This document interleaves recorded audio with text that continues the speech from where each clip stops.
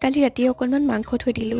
ভাবিলোঁ দুপৰীয়া মই টেঙাৰ লগত বইল চিকেন বনাই খাম। খাই খুবেই ভাল পাওঁ আৰু ৰাতিপুৱাই সেয়া অফিচনত লাগি গ'লোঁ। ঘৰৰ বাৰী কণ বিলাহী আৰু মধুসোলেং এয়া সকলোবিলাক আনি জুইত প্ৰথমতে বিলাহীকেইটা পুৰি ল'লোঁ। তাৰপিছত এয়া একাপ চাহ আৰু মেগী খাই ল'লোঁ আৰু মাংস বনোৱা আৰম্ভ কৰি দিলোঁ। মাংস বেছি নহয়, যিহেতু অকলেই মই খাম। প্ৰথমতে মাংস কেইপিচ মই কেৰাহীত দি দিলোঁ। তাৰপিছত দিলোঁ বিলাহী, জলকীয়া, পিঁয়াজ, আদা নহৰু পেষ্ট, নিমখ সকলোবিলাক দিলোঁ আৰু অকণমান ধনিয়া পাউডাৰ দিছিলোঁ, জালুকৰ গুড়িও অকণমান দিছিলোঁ, সেইখিনি দেখাবলৈ থাকি গ'ল। আৰু তাৰপিছতে মই দি দিলোঁ মধুসোলেঙৰ পাতখিনি, লগতে দুটামান লাই পাত। একেবাৰে শেষত অকণমান নেমু চেপি দিলোঁ আৰু আমাৰ ভাতৰ এয়া কাঁহীখন আজি ৰেডি হৈ গ'ল। মায়ে বনোৱা বাকীখিনি, মই অকল চিকেন বনালোঁ। আপোনালোকে কিন্তু নাভাবিব মই চবখিনি খাওঁ বুলি। মই অকণমানহে খাওঁ, যদিও ভিডিঅ' বনাওঁ। এয়া মাছ নাখালোঁ, জোলকণ খালোঁ আৰু মাংসও থৈ